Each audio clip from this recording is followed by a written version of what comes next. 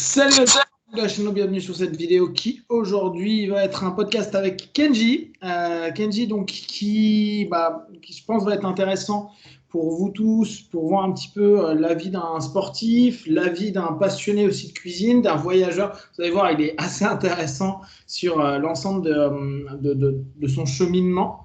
Moi, ce qui m'intéresse dans un premier temps, c'est un petit peu voir comment il en est arrivé aujourd'hui à être dans le sport, à se plonger dans le sport, sachant que initialement il a fait du droit, donc il va vous en parler un petit peu.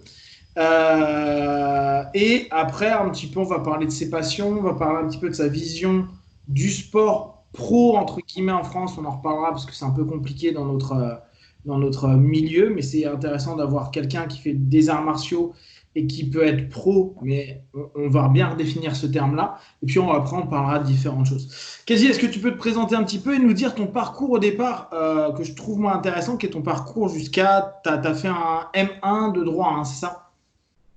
Ouais. Ouais. Avant, je faisais du basket. En fait, j'ai commencé, je faisais du basket et je suis rentré à la fac comme ça. Et je faisais pas encore des arts martiaux, mais bon, j'aimais bien quand même déjà. Ouais. Après, à partir d'un moment, le basket, ça a commencé à me prendre la tête vraiment et j'étais trop agressif, etc. Et j'aimais bien la boxe et puis j'ai commencé la boxe comme ça, Ouais.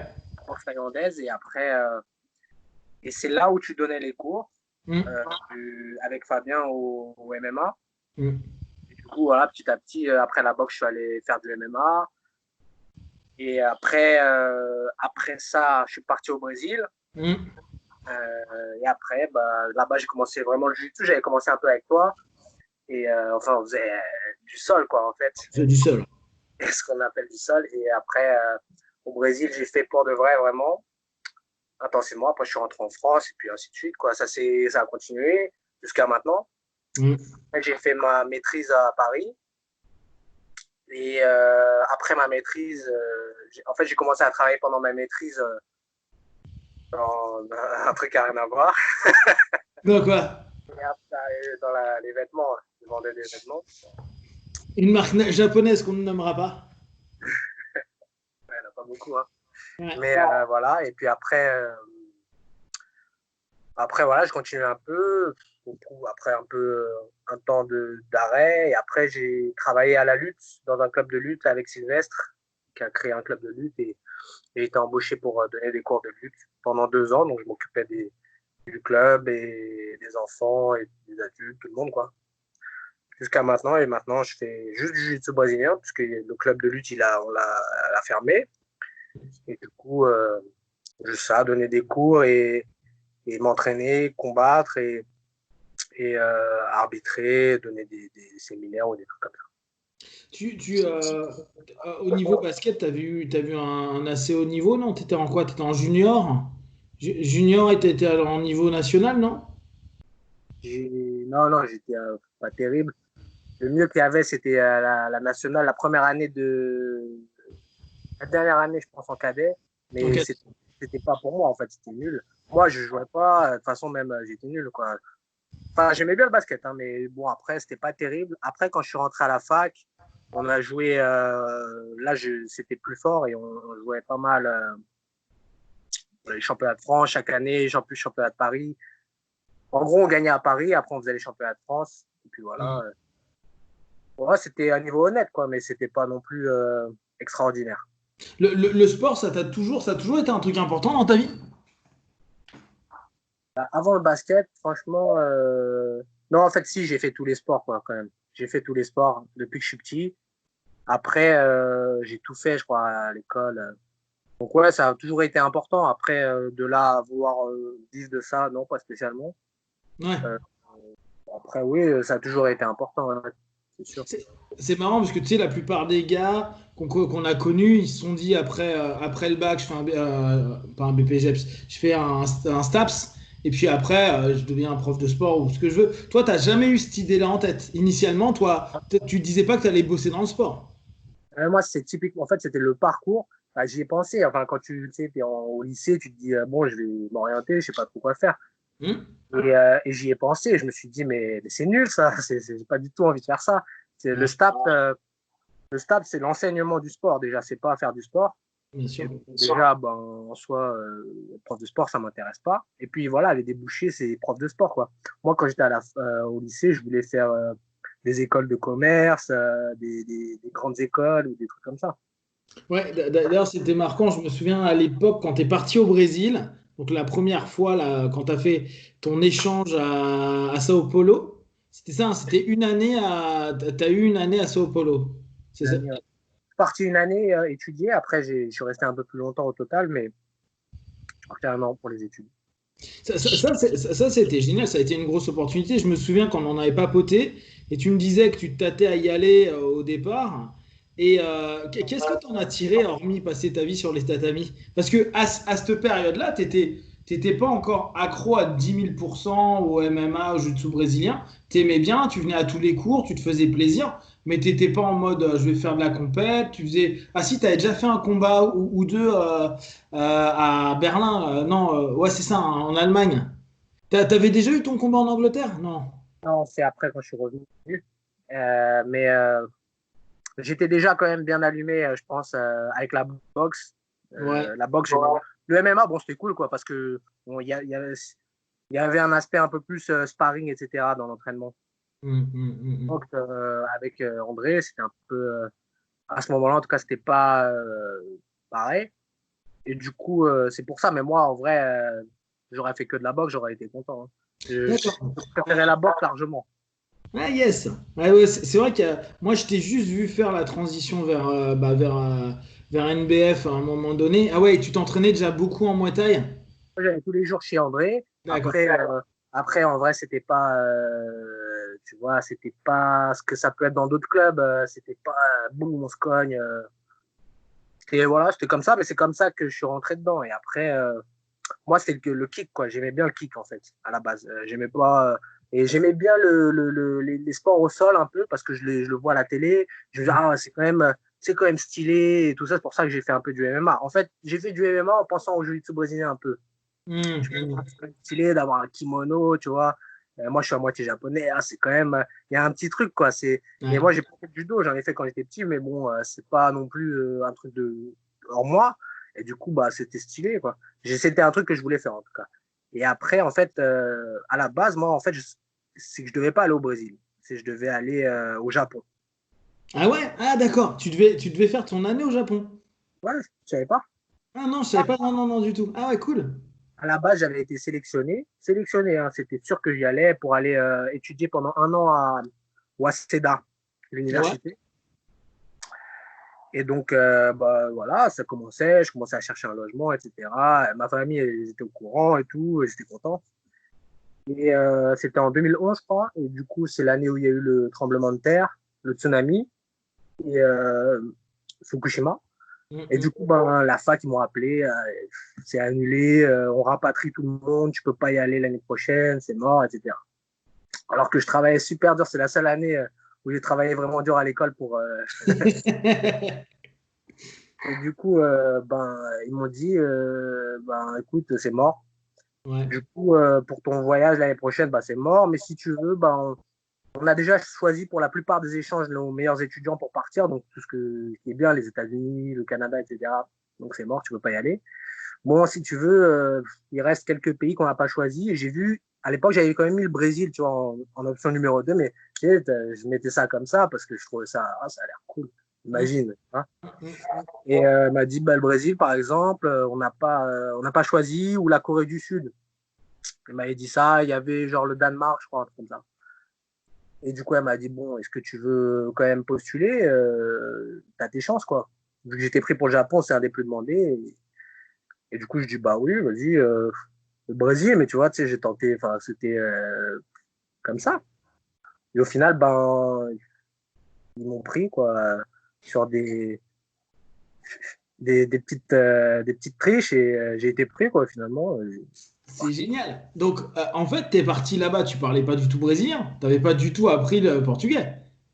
Et ça, en fait, c'est que, à la, bon, maintenant, ils s'en fichent, il y a prescription, hein. C'est que quand je suis allé, bah, forcément, les cours, ils sont en portugais. Il faut partir courant en portugais, il faut avoir des diplômes, etc. Et ce que j'avais fait, moi, c'est j'avais fait une lettre de motivation, en fait, en portugais. Il m'avait demandé ça. Mais c'est pas moi qui l'ai écrite, en fait. C'est quelqu'un qui parlait portugais qui l'a écrite pour moi. Et même là, un jour, je l'ai revu, la lettre, et c'est même pas du portugais du Brésil, en fait. Donc, bah, ils l'ont écrit. Et du coup, comme moi, j'étais dans une fac où il y a beaucoup de. C'est upper class, tu vois, il y a pas de portugais, il y en a pas beaucoup, en tout cas. Donc, personne parle portugais, en gros. Si tu veux, en anglais, là, il y a un top niveau, mais en portugais, il y a personne qui va vérifier. Du coup, ils n'ont pas fait d'entretien. Il n'y avait pas d'entretien pour moi. Du coup, ils m'ont dit, bah, on te fait confiance. Non, et ça, je savais pas. Ah, c'est énorme. Ah ouais. Donc, t'es parti en gros avec tes bouquins, ton kimono. Non, même pas, tu l'as acheté là-bas et tu parlais pas un mot de portugais. Ah, bon. Moi, je me disais, c'est sûr, ils doivent parler un peu espagnol ou anglais. Mais c'était en 2011, quoi. Donc, en fait, c'était il n'y a pas si longtemps, mais ça a beaucoup évolué depuis. Donc, à l'époque, laisse tomber. Une galère de malade. Mais j'étais un peu fou, je crois. Ah, mais c'est bien parce que maintenant, tu es complètement bilingue en portugais. Tu parles vraiment complètement en portugais sans aucun problème. Donc, tu es arrivé là-bas. Donc, à la base, pour les études, je me souviens que quand tu me faisais des feedbacks, c'était quand même pas à la fac, c'était pas le truc le plus hard et où tu te trouvais le plus souvent. Mais donc, tu es allé chez Damien Maya, donc qui a une grosse académie du Jiu-Jitsu sur Sao Paulo.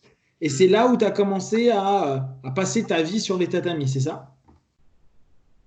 Ouais, bah, au début, non. En fait, quand je suis arrivé, déjà, c'était dur à trouver un appart, etc. C'était compliqué. Déjà, en France, c'était dur. Alors, là-bas, laisse tomber. Enfin, et en plus, Internet, c'était pas ce que c'est maintenant. Aujourd'hui, tu vas, tu trouves comme ça. Bref.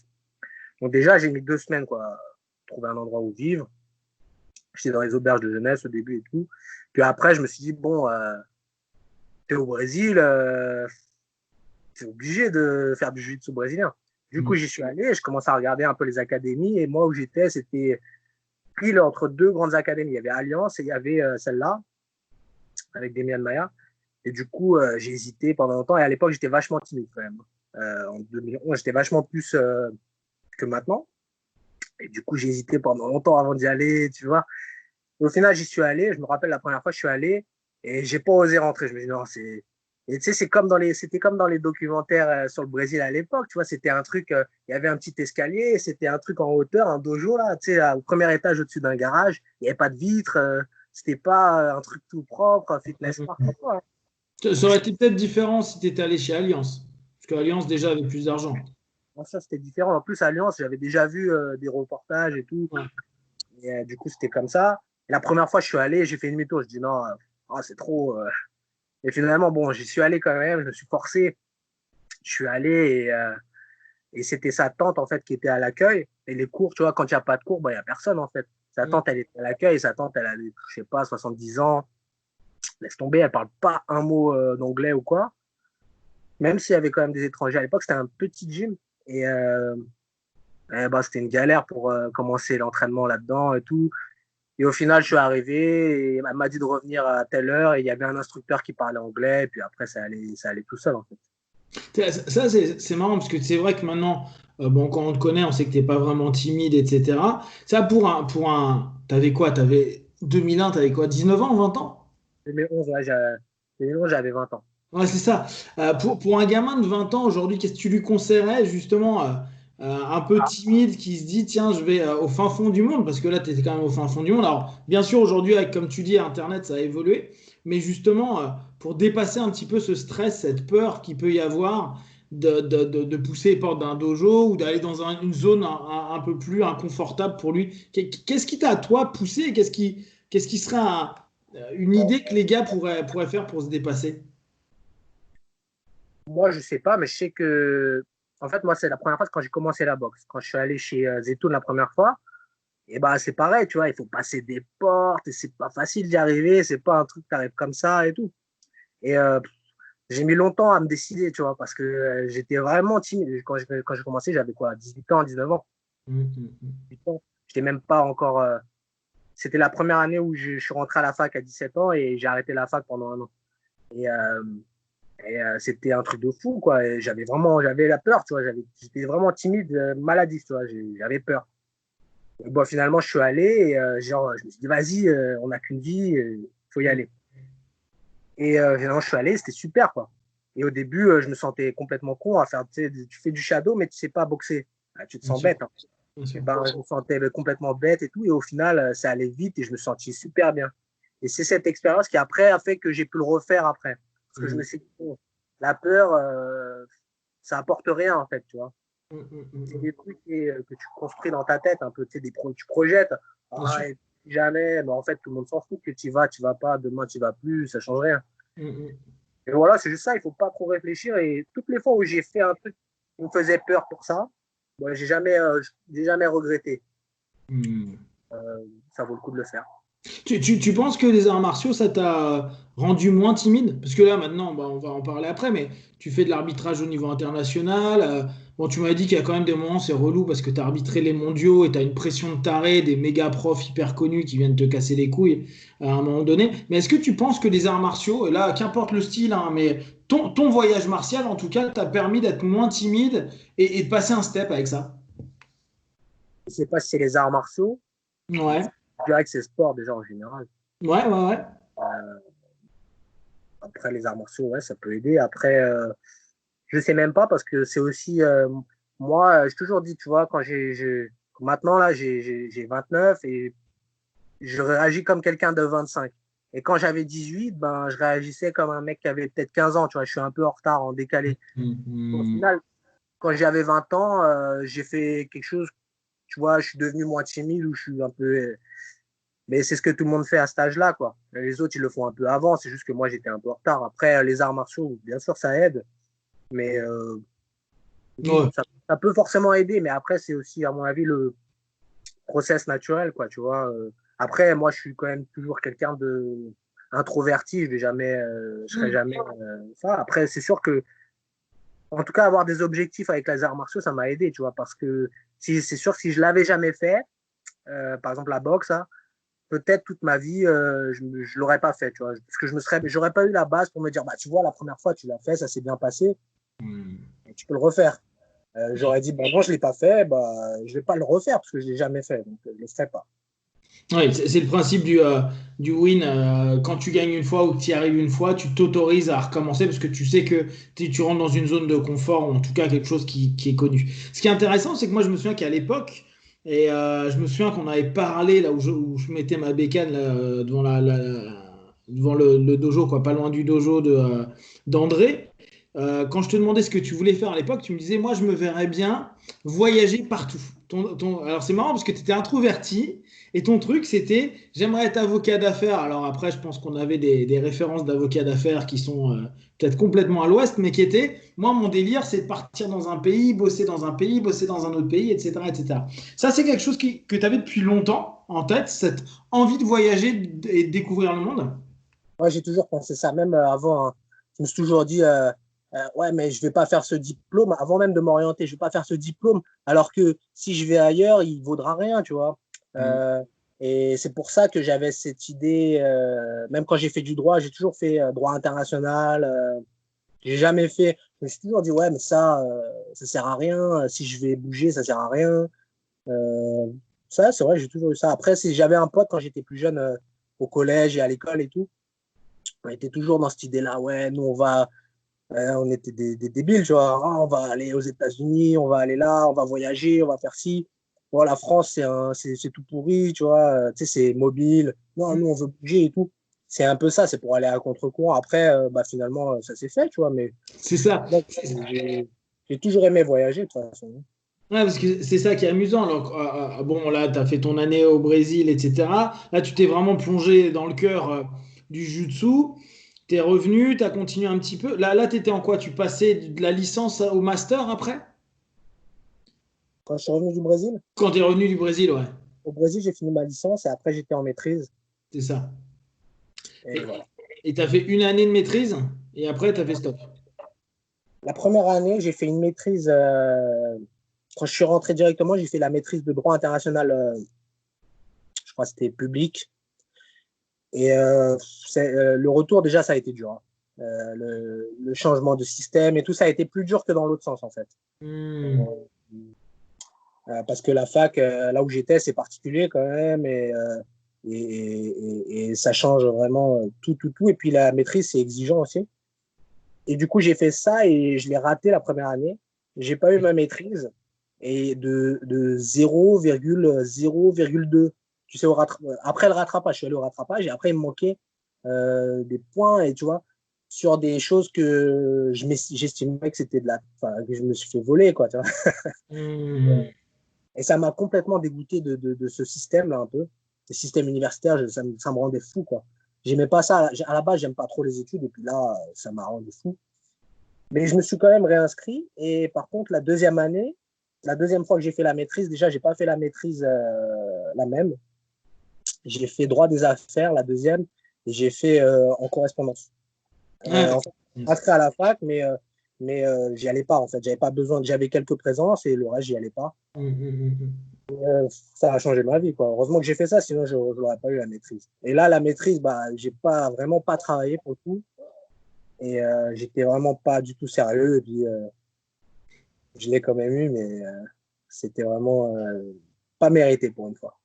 Et ouais, tu m'avais dit, bon, il y a un an et demi, là, tu voulais éventuellement passer un M2 ou passer le barreau, donc ce qui aurait été potentiellement la suite. Alors, ce qui est intéressant, c'est que, bon, tu as 29 ans, tu t'es plongé dans une démarche assez sportive pour aller au bout de ton processus, mais tu as toujours derrière en tête cette possibilité, le cas où si ça fonctionne pas du tout au bout d'un moment, de dire le cas où je peux tenter le barreau. Bon, la dernière fois, ça n'a pas été ce qui t'avais pas assez bossé dessus, mais il te reste encore deux chances, hein, si ma mémoire est bonne, c'est ça. Et tu as toujours en tête ce truc à se dire au cas où il me reste la possibilité de retourner dans mon droit. Ben, moi, je reste toujours, en fait, parce qu'il n'y a pas d'argent dans le sport, sinon j'y penserais pas. Bien sûr. Euh, Clairement, quoi. Enfin, et après, des fois, c'est la peur des opportunités loupées, tu vois. Tu te dis, ah, mais ça se trouve, j'aurais pu faire mieux dans ce domaine, et du coup, tu as envie d'y revenir. Et je pense que c'est aussi juste la peur, tu vois. Des fois, tu te dis, je sais pas où je vais, peut-être que ça, c'était mieux, tout simplement. Après, pendant des années, c'était ça, genre avoir un plan B un peu par peur quand même, un peu. Et un peu aussi parce que j'aime pas trop les études, mais à force, avec autant d'études, ben, je suis un peu intéressé quand même à ça. C'est mon truc. Enfin, il fait 5 ans, 4 ans, c'est long. Et maintenant, là, j'ai fait une fois le barreau. Je me suis inscrit chaque année parce que tu as la possibilité de t'inscrire et pas le passer. Donc, je me suis inscrit, j'y allais pas. Je travaillais pas finalement, donc j'y allais pas. Une année, j'ai travaillé un peu plus, j'ai essayé. Bon, c'était intéressant, mais j'ai raté. Je pense que je peux le faire si je veux, mais c'est comme tout, quoi. C'est comme, on peut pas faire à moitié. Et du coup, en fait, le fait d'avoir ce plan B, parfois, je me disais, oui, c'est une aide au cas où, mais en fait, je pense que des fois, c'était plus un truc qui me retenait un peu. Et du coup, voilà, par peur un peu. Du coup, l'année dernière, j'ai dit non, cette année, je vais plus m'inscrire. Les livres, c'est fini, je les range. Ils sont là-bas et j'y touche plus, je les regarde plus. Et il faut pas y penser, quoi. Parce que, je sais pas si c'est le bon choix, en tout cas, mais Pour l'instant, tu sais, tu choisis une voie, mais voilà, t'es pas sûr quand même, hein. Donc, c'est un peu par peur que tu dis oui, mais j'ai toujours comme ils disent dans les trucs de motivation, quand tu n'as pas de plan B, le plan A, tu le fais un peu mieux déjà. Tu vois. ça, ouais. C'est ne jamais, le plan B, c'est ne jamais avoir de plan B. Après, je sais pas, peut-être j'en ai trop regardé des vidéos sur YouTube. Yes, donc là actuellement, tu es, t'es pro, mais alors c'est là où c'est un mot à la con parce que les gens peuvent forcément pas comprendre ce que ça veut dire. Je trouve qu'hier, il t'avait bien recadré lui dans la vision qu'il avait du pro, c'est-à-dire que potentiellement tu vis de ton sport. Alors tu vis pas hyper décemment du sport, mais tu vis de mieux en mieux, en tout cas grâce aujourd'hui à l'arbitrage surtout. Donc on va en reparler un petit peu. Donc à la base, tu es athlète qui a atteint un niveau ceinture noire en jiu-jitsu. Donc il y a des compètes de blanche, bleu, violette, marron, noir étant l'élite. Et élite adulte, c'est-à-dire adulte étant vraiment le côté élite de notre sport. Après, il y a les âges qui rentrent en compte, c'est-à-dire 30, 35, 40, blablabla. Ce qui est secondaire, là, Kenj, il est vraiment dans la notion adulte élite. La problématique, c'est qu'en France, pas d'argent. peu de sponsors. Tu as Cleanhug qui sponsorise et Noise, je crois, en kimono. Mais sinon, et puis c'est pas forcément des grosses, c'est pas vraiment de l'argent qu'on te donne, c'est plus des goodies que tu peux revendre éventuellement. Donc, une galère à ce niveau-là.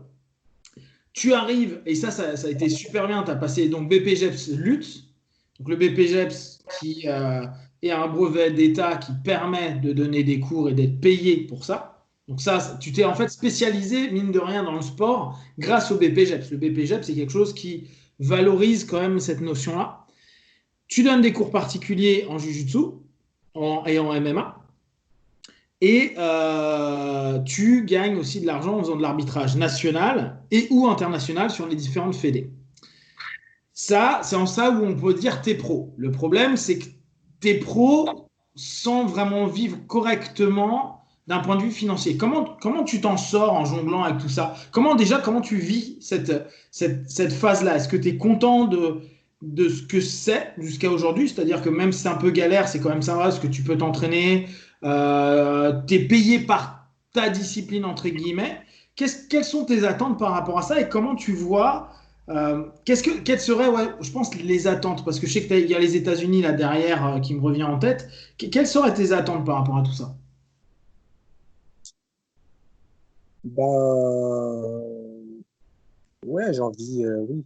Oui, bah, c'est ce qu'on disait, en fait. Le fait d'être professionnel, ça veut dire que je tire mes revenus du jiu-jitsu. Donc, C'est ça. dans ce sens, je suis professionnel.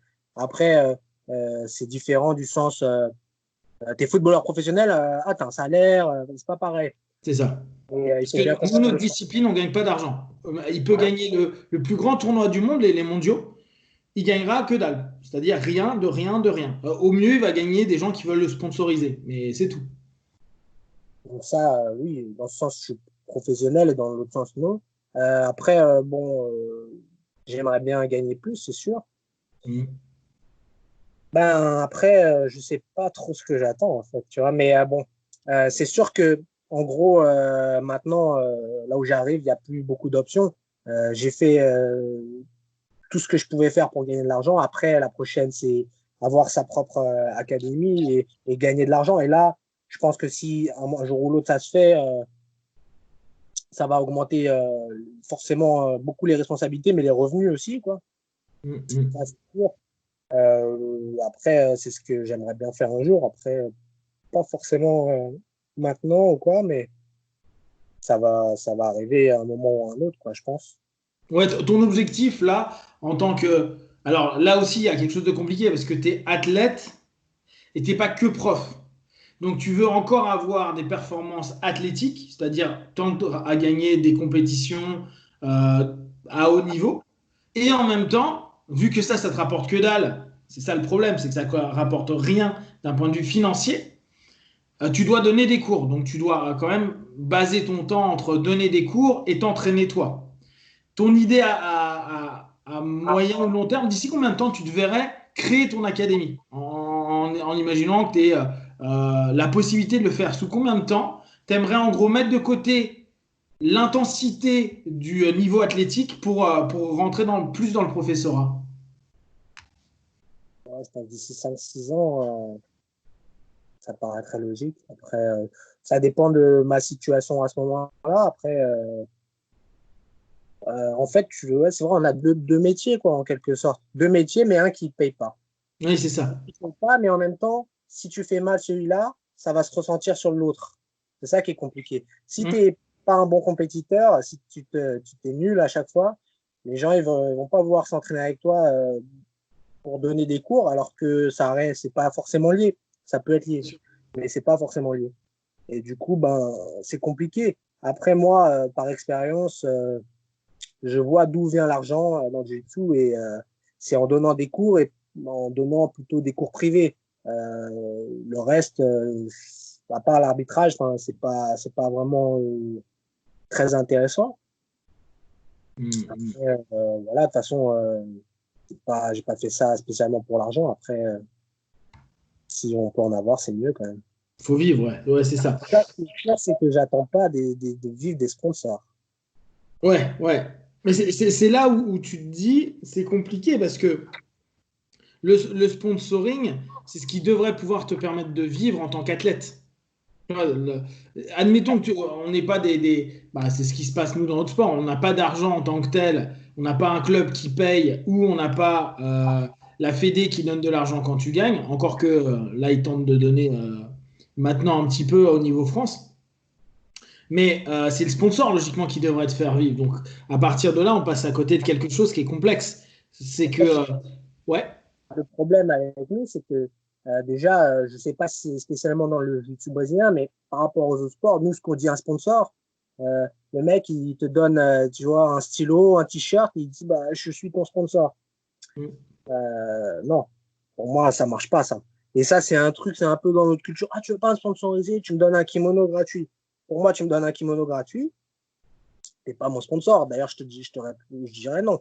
Parce mm. que si tu regardes au judo, bien sûr, le judo, c'est un sport olympique, mais je sais pas, moi, d'autres sports vraiment qui ont une audience faible, le tir à l'arc ou je sais pas, n'importe, encore faible, je sais pas, mais ben, eux, ils ont des sponsors et quand ils ont un sponsor, ça veut dire le gars, concrètement, il lui donne à chaque fin de mois, il lui donne, je sais pas, moi, même 100 balles ou 200 balles ou De 300. l'argent. Ou au judo, ben, au judo, c'est par exemple, je sais pas, le Crédit Lyonnais, là, il donne 1 000 € par mois à tel athlète, il est sponsorisé. Ça, c'est du sponsoring. Après, je pense dans le jiu-jitsu ou dans les sports de combat, il faut arrêter le délire. Ouais, bah, si tu veux, tu peux venir manger une fois par mois chez moi, je suis ton sponsor, quoi. Non, c'est gentil, mais c'est pas mon sponsor. Un Mm. sponsoring, il y a des contrats, il y a des choses comme ça. Après, on est un peu toujours dans le bricolage. Il y a des entreprises qui peuvent payer. Et après, c'est à nous de vendre ça correctement. Et pour l'instant, on n'est pas là, je pense. C'est vrai qu'on a une culture dans le jiu-jitsu brésilien. Souviens-toi, avant, les gars, ils avaient des kimonos, ils avaient 40 000 patchs. Et c'était des gars qui les sponsorisaient, mais c'était le coiffeur du quartier, c'était le boulanger qui donnait quelques réals par-ci, par-là. Et les gars venaient avec des kims qui étaient des kims multi-patchés, avec un tout petit peu d'argent de ces sponsors-là. Donc c'est vrai qu'on a une culture un petit peu de je te file 3 cafés et je te demande de mettre ma marque de café sur ton kimono, quoi. Euh, on a ce manque de structuration et puis même on a l'impression que c'est pas pris au sérieux. C'est-à-dire sponsoriser un athlète du jiu-jitsu euh, et pas plus, quoi. À la limite, on va préférer choper un mec qui fait du tir à l'arc, comme tu dis, ou bien sûr un judoka parce qu'il y a une audience qui va être hyper importante. Est-ce que toi, euh, là, dans ton expérience de vie martiale, sportive, parce que martial, ça serait secondaire, tu conseillerais à des gamins de faire du sport à haut niveau? En tout cas, nos sports, parce que du foot, à la limite, tu sais que assez vite, ils peuvent avoir de l'argent. Le rugby, maintenant, c'est professionnel, etc. Mais nos sports à nous, est-ce que tu trouves que la contrainte versus le gain, il vaut le coup? Ça dépend de son objectif dans la vie. Ouais. Si l'objectif de la personne, c'est avoir une vie posée, tranquille, son petit salaire, sa petite maison, son petit crédit, sa petite voiture, non, je ne conseillerais pas parce que ça va être compliqué de chercher les mêmes choses que tout le monde avec des moyens différents, ça ne marchera pas.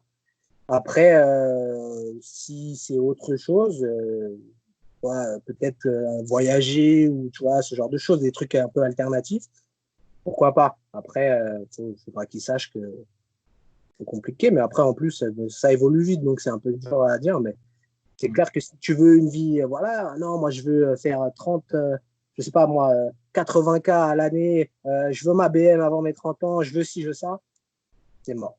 Après, on parle du haut niveau. C'est possible de faire une pratique avec une carrière ou ce genre de choses, quoi, si c'est ce qui intéresse les gens. Mm. Là, le plus que tu as aujourd'hui, c'est les voyages. Tu voyages énormément, tu es tout le temps dans l'avion, tu es tout le temps dans les pays. Il y a même, qu'est-ce que tu nous as fait la dernière fois? Bah, tu as fait Tokyo. Ah oui, bon, là, tu avais dû aller à Tokyo pour une raison personnelle et tu es venu après nous rejoindre. Tu es revenu une journée en France et tu es reparti avec nous à Los Angeles pour combattre. Donc tu passes quand même, l'année dernière, c'était un truc de ouf. Tu posais, tu repartais, tu revenais, tu étais avec des décalages horaires du Japon aux États-Unis, c'était n'importe quoi. Même quand on a fait New York, c'était pareil, c'était n'importe Depuis deux quoi. ans, quoi, depuis 2 ans, c'est vrai que depuis 2, 3 ans, ben, l'arbitrage, quoi. ça s'est intensifié. Et les compètes aussi, ça s'est intensifié. Avant, je voyageais un peu moins parce que j'étais pas ceinture noire.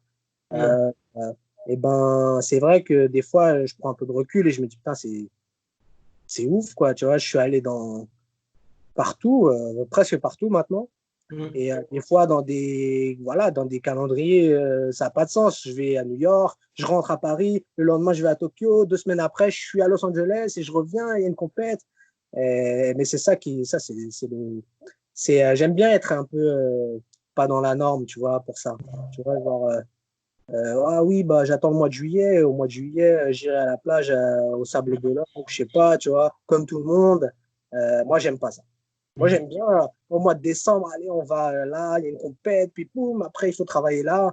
Et puis après, c'est pas les vacances non plus, c'est le travail. Donc, c'est cool, tu vois. C'est un peu comme les commerciaux, tu vois, il va un jour à Rennes, un jour à Brest. Et pour certains, c'est une contrainte. Hein. Ils ne vivraient pas bien. Il y en a, ils disent, j'en connais, qui disent, ah ouais, franchement, ta vie, elle est horrible, c'est horrible ce que tu fais, tu es là tout le temps dans l'avion, tu n'es jamais chez toi, tu n'as pas d'argent. Question de point de vue, quoi. Ouais, bah, c'est ce qu'on disait. Au bout du compte, tu as réussi à faire ce que tu voulais, c'est-à-dire être tout le temps sur la route dans un pays ou dans un autre. Là, la plupart du temps, tu combats et t'arbitres. Tu arrives à allier les deux et ça, c'est plutôt cool dans notre sport, par contre. Et l'arbitrage est logiquement un moment où tu es payé. Donc ça, c'est quand même ton boulot à ce moment-là. L'arbitrage fait partie de ton boulot. Euh, Là, on va passer sur autre chose. Une de tes grosses passions, c'est manger.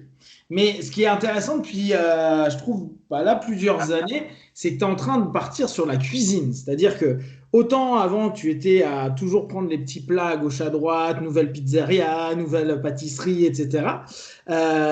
Et là, depuis quoi? Ça fait peut-être 2 ans et demi que tu t'es commencé à te dire, tiens, je vais me faire mes trucs. Je vais tester.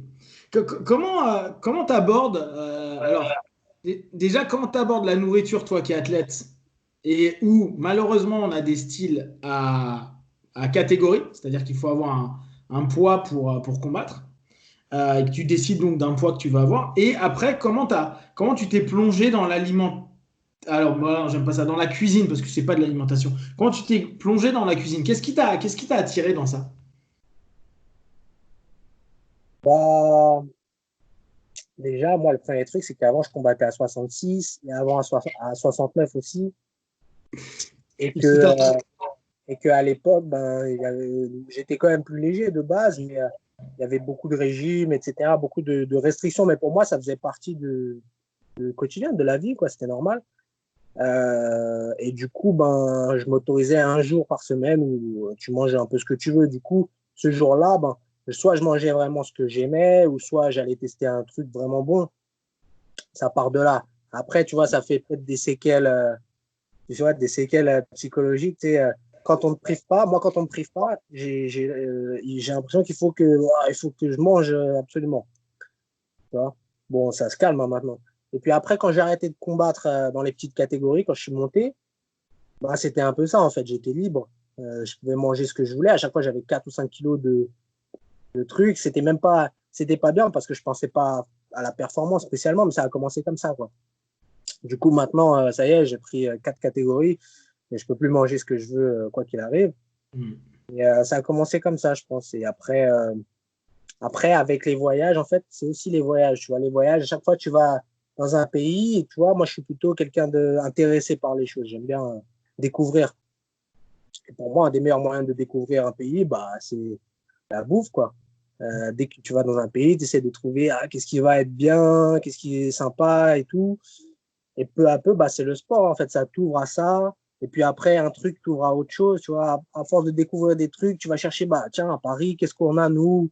Qu'est-ce qu'on fait bien? Ah, des pâtisseries, ah, on a ça, tu vois. Les pizzas, en vrai, ça a commencé quand? Par exemple, moi, j'aime bien les pizzas. Quand on est allé à Rome, tu vois, Hmm. je sais pas, la première fois que je suis allé à Rome, c'était pas avec toi, mais C'était l'année en d'après, 2013, toi, non? La première fois, c'était 2013. Paris, mais Hmm. après, je suis allé avec toi.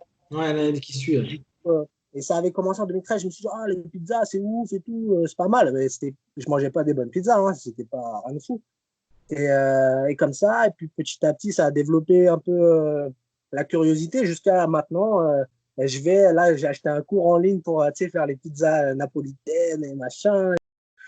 Et voilà, c'est parti de là. Je pense que ça, c'est lié au sport. Les restrictions, après, le fait qu'on soit à Paris, c'est bien aussi. Ouais. C'est vrai que ça, c'est marrant. Là, tu t'es mis à faire les pizzas. T'as acheté un petit four Non, c'est pas un four à pizza que t'as acheté, c'est quoi? T'as Ouais, acheté j'ai acheté une pierre, mais ça. une pierre. Ouais, t'es pas satisfait encore.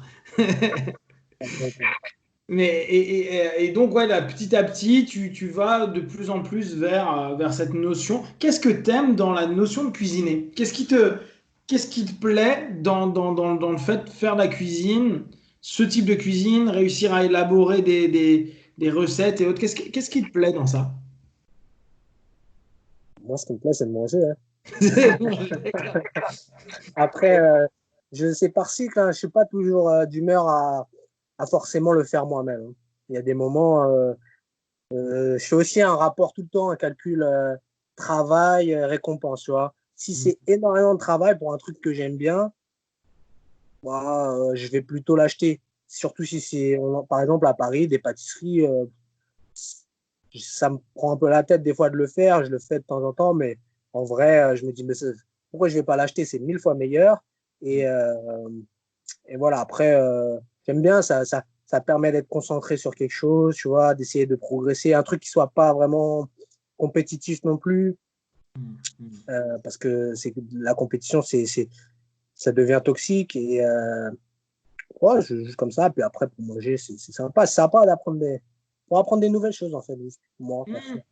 D'accord, ouais, ça te permet d'ouvrir. Et d'ailleurs, là, dans l'ouverture, un des trucs que tu aimes aussi beaucoup, là en ce moment tu l'alimentes un peu moins, mais c'est la photo. Il y a quelque chose que tu aimes bien avec la photo. Tu prends de plus en plus de photos, t'as un appareil que tu utilises assez régulièrement quand on part à New York ou quand on part en voyage ensemble ou avec Dao, il y a constamment l'appareil photo, rechercher les bons clichés. Là encore, est-ce que c'est quoi? C'est aussi une notion de découverte, c'est une notion d'apprentissage, c'est une notion de capter du beau. Qu'est-ce qui te plaît dans ce cheminement avec la photo? Bah, à la base, moi, tu vois, j'aime bien les arts un peu, mais en n'ayant pas de talent, tu vois, enfin, pas spécialement, quoi, en tout cas. Et du coup, la photo, c'était un bon truc parce que c'est pas qu'il n'y a pas besoin de talent, c'est que c'est pas de la création pure, tu vois, t'as pas un stylo et t'écris ou tu vois, tu dessines, c'est pas, ou de la musique, c'est un peu ça, parce que moi, j'ai fait tous les trucs artistiques quand j'étais petit. Ah ouais? Mais je suis nul. Mais voilà, tu vois. Et du coup, ben, la photo, c'était un peu la même idée que la cuisine pour le coup. C'est qu'à force de voyager, tu vois, un jour, je me suis dit, putain, moi, ça fait pas longtemps, hein, la photo, de 2 ans, 3 ans. Ouais. J'ai fait beaucoup de voyages et tout. Et il y a beaucoup de voyages que j'ai fait. Mes souvenirs, je les ai, moi, mais j'ai pas de photos. J'ai rien, tu vois. Et il y avait le truc, là, tu sais, le mec de la Lota Livreuse qui disait tout le temps, euh, Recorder et vivere, tu vois, c'est enregistrer, c'est vivre. Ouais, tout à fait. Les temps là qui disaient ça. Ouais. Et bon, je j'aime pas du tout ce qu'il dit, je trouve ça complètement débile, mais ça c'était bien, j'aimais bien. Et du coup, je me suis dit, bah ouais, pourquoi pas essayer de faire un peu, prendre la photo, tu vois, essayer de s'améliorer sur un domaine un peu qui n'a rien à voir. Du coup, puis je trouvais ça joli, plutôt sympa, tu vois, les photos que j'ai réussi à faire parfois. Mm, mm, Euh, mm. Sympa, du coup, voilà. Après, c'est par site aussi, tu vois. Il y a des, tu vois, par exemple, en ce moment, Ouais. l'appareil, là, il est là, mais je le touche pas, quoi, en fait, tu vois. Il est là. J'ai pas envie de prendre des photos. Ah, bon, ça c'est. Moi, quand je suis, souvent, quand je suis en voyage, tu vois, bah, genre New York, par exemple, c'est dur de pas être inspiré quand tu vas à New York, quoi. Mais Mm, pas par la photo seulement, tu vois, partout. Euh, Quand tu vas à Abu Dhabi, bon, déjà, je suis un peu moins inspiré. mm, Euh, c'est parce que, tu vois, New York, on a vu trop de DVD, peut-être, tu vois. mm, Forcément, tu es obligé de prendre des photos. Tu vas dans un endroit, je sais déjà ce que je vais prendre comme photo. mm, Quel type, tu vois. Alors qu'ailleurs, des fois, il faut vraiment réfléchir. Paris, c'est pareil, tu vois, tu vas à Paris, tu te balades à Paris, c'est facile, hein, la photo. Finalement, la photo à Paris ou à New York ou dans des endroits comme ça, t'as pas besoin d'être très fort. C'est ça aussi qui est bien. C'est que mm. c'est sûr, tu vas voir des scènes, des clichés, des trucs sympas, quoi.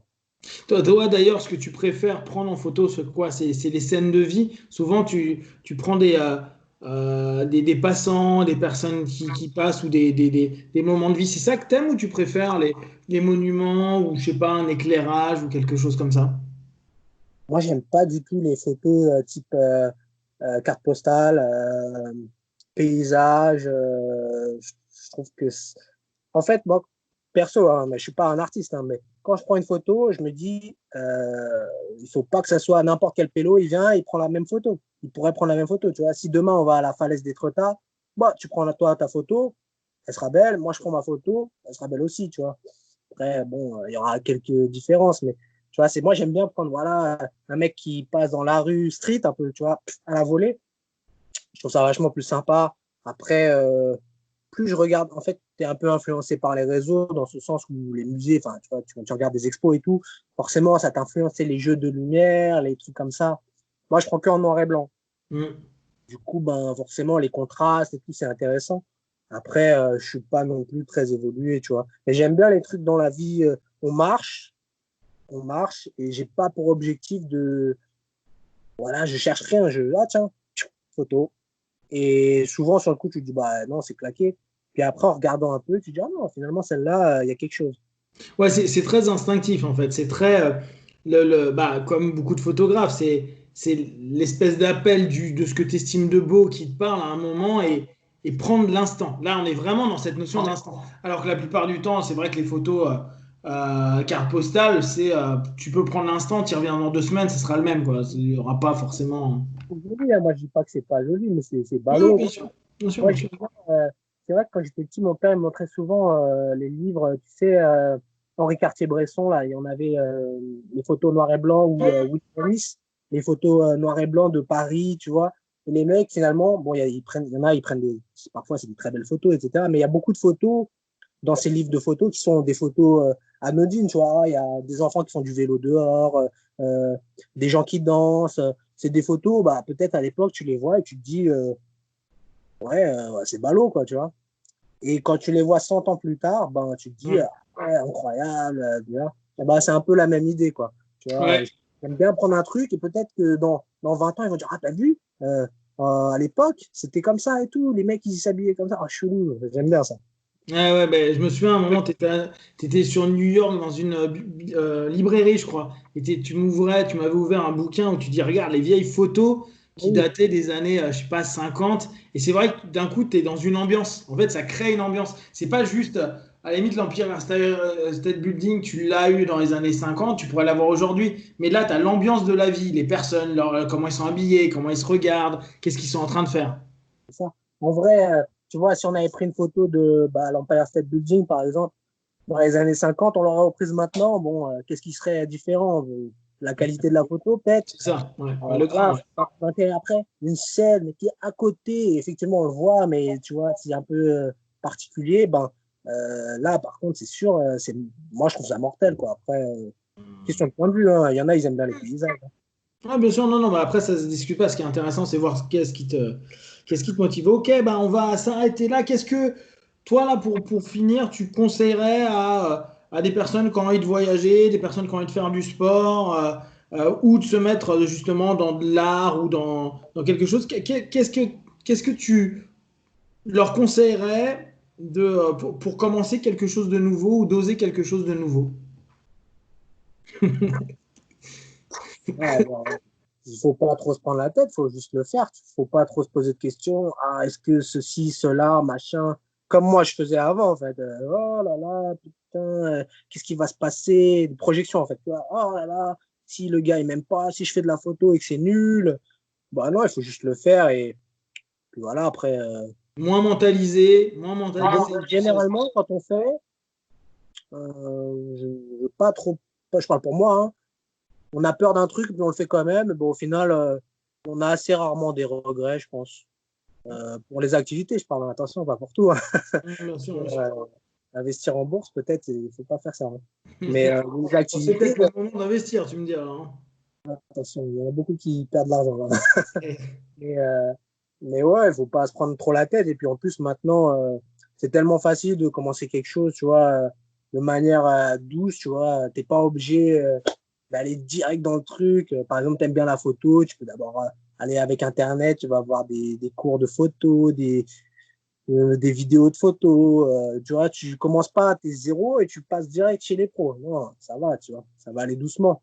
Je pense que, moi, je suis pas très courageux, mais je pense que ceux qui étaient courageux, tu sais, dans les années en 1960, quoi, tu voulais apprendre la photo, comment tu fais? Tu vas voir un photographe professionnel, tu dis bonjour, je vais apprendre la photo. Tu vois, c'est les mecs à l'ancienne, ils racontent des trucs comme ça, tu vois. Et ben, tu voulais apprendre le judo, il n'y avait pas de club de judo.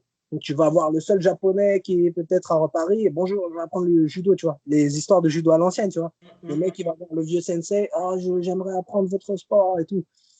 Ah, c'est plus maintenant, c'est quand même vachement plus facile, quoi. Donc, Ça, c'est intéressant. C'est oser commencer à faire un premier pas. Parce que de toute façon, si tu as envie, tu peux t'arrêter sans continuer le reste des pas ou sinon progresser. C'est comme ce que tu as fait la dernière fois où tu me disais que tu étais allé faire un cours sur les choux, c'est ça pour faire les chouquettes, non? C'était pour faire quoi? j'ai gagné un concours, là, un truc, et c'était un cours de pâtisserie, quoi. Ouais, pâtisserie, ouais.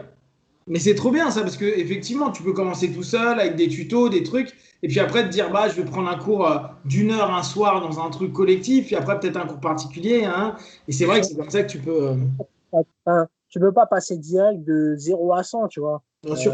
Bien sûr. Maintenant, je trouve que c'est vraiment bien. Pour ça, on vient à une bonne époque, hein, pour ça. On peut tout apprendre quasiment tout seul. C'est bien ou pas bien, mais on peut tout commencer en tout cas tout seul. Chercher des trucs qui nous plaisent vraiment. Surtout en ce moment, il y a pas mal de temps. Pour ça, c'est bien. Tu vois, le jiu-jitsu brésilien, même moi, quand j'ai commencé, ça va. J'ai pu, tu vois, d'abord, j'ai vu des vidéos. Et ensuite, j'avais le premier iPhone. J'ai téléchargé l'application. Il y avait une application sur l'iPhone. Il y en avait une pour le jiu-jitsu. Et j'ai téléchargé, j'ai payé 3 euros. Et voilà, j'ai vu des trucs. Puis après, jusqu'à en faire moi-même. Puis après, jusqu'à partir au Brésil. Puis après, voilà, jusqu'à maintenant, quoi. Et ça va progressivement. Donc, il ne faut pas hésiter, en fait. Cool. Bah, merci. Et puis, à très bientôt. Hop.